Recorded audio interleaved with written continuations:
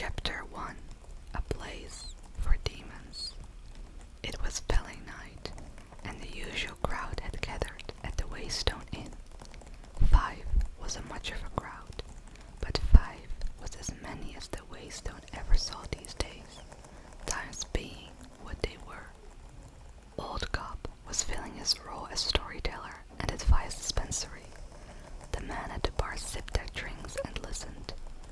In the back room, a young innkeeper stood out of sight behind the door, smiling as he listened to the details of a familiar story. When he awoke, Terrelin the Great found himself locked in a high tower. They had taken his sword and stripped him of his tools. Key, coin, and candle were all gone. But that weren't even the worst of it, you see.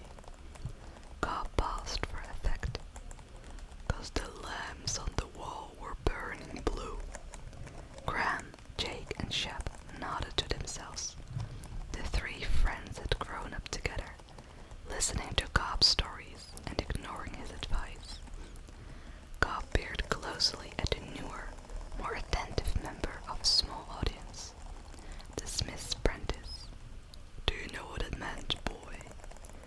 Everyone called the smith's apprentice boy, despite the fact that he was a hand taller than anyone there. Small towns being what they are, he would most likely remain boy until his beard filled out or he blood-eyed someone's nose over the matter. The boy gave a slow nod. "The Gendrian." "That's right," Cobb said approvingly. "The Gendrian. Everyone knows that blue fire is one of their signs." "No, he was, but how'd they find him?" the boy interrupted. "And why didn't they kill him when they had the chance?" "Hush now, you will get all the answers before the end," Jake said. "Just let him tell it." "No need for all that, Jake," Graham said. "Boy's just curious. Drink your drink." "I drank my drink already," Jake grumbled. "I need another," but the innkeeper is still skinning rats in the back room. He raised his voice and knocked his empty mug hollowly on the top of the mahogany bar. "Oi, with thirsty man in here." The innkeeper appeared with 5 bowls of stew and 2 warm, round loaves of bread. He pulled more beer for Jake, Shep, and Old Cobb, moving with an air of bustling efficiency. The story was set aside while the men tended to their dinners. Old Cobb tucked away his bowl of stew with the predatory efficiency of a lifetime bachelor. The others were still blowing steam off their bowls when he finished the last of his loaf and returned to his story. No, Borland needed to escape, but when he looked around, he saw his cell had no door, no windows. All around him was nothing but smooth, hard stone. It was a cell no man had ever escaped. But Borland knew the names of all things, and so all things were his to command.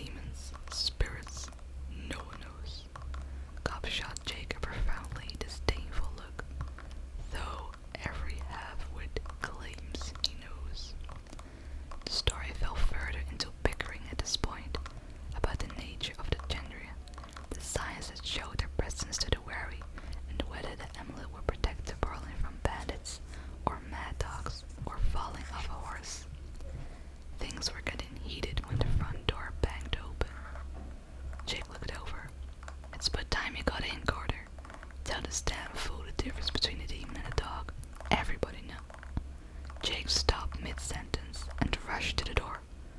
"God's body, what happened to you?" Carter stepped into the light, his face pale and smeared with blood. He clutched an old saddle blanket to his chest. It was an odd, awkward shape, as if it were wrapped around a tangle of kindling sticks. His friends jumped off their stools and hurried over at the sight of him. I'm fine," he said as he made his slow way into the common room.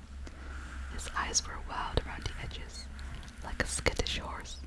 I'm fine. He dropped the bundled blanket onto the nearest table, where it knocked hard against the wood, as if it were full of stones. His clothes were crisscrossed with long straight cuts.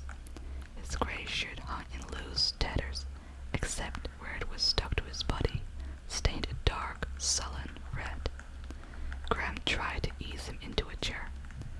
"Mother of God, sit down, Carter. What happened to you? Sit down." Carter shook his head stubbornly. "I told you I'm fine. I'm not hurt that bad." "How many were there?" Graham said. "One," Carter said. "But it's not what you think." "God damn it, I told you, Carter." Old Cobb burst out with a sort of frightened anger only relatives and close friends can muster. "I told you for months now, you can't go out alone. Not even as far as Baden. It ain't safe." Jake laid a hand on the old man's arm, quieting him. "Just take a sit," Graham said, still trying to steer Carter into a chair. "Let's get that shirt off you and get you cleaned up." Carter shook his head. "I'm fine. I got cut up a little, but the blood is mostly Nellie's. It jumped on her, killed her about 2 miles outside town, past the old stone bridge." A moment of serious silence followed the news. The Smith's apprentice laid a sympathetic hand on Carter's shoulder. "Damn, that's hard. She was gentle as a lamb, too. Never tried to bite or kick when you brought her in for shoes. Best horse in town. Damn, he trailed off. "Damn, I don't know what to say." He looked around helplessly. Cobb finally managed to free himself from Jake. "I told you," he repeated, shaking a finger in Carter's direction.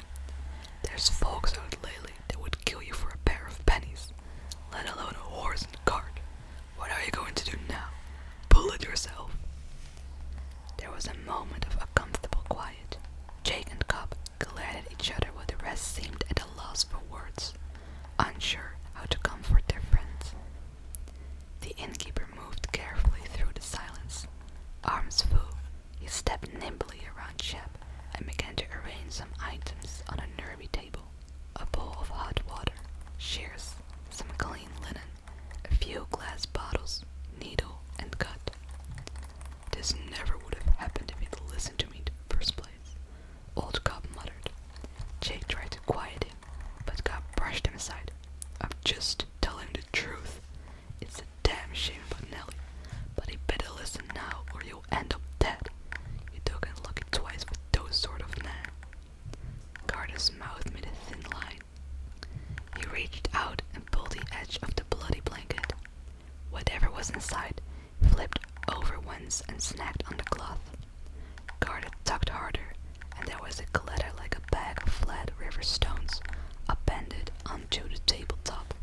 It was a spider, as large as a wagon steel, black as slate.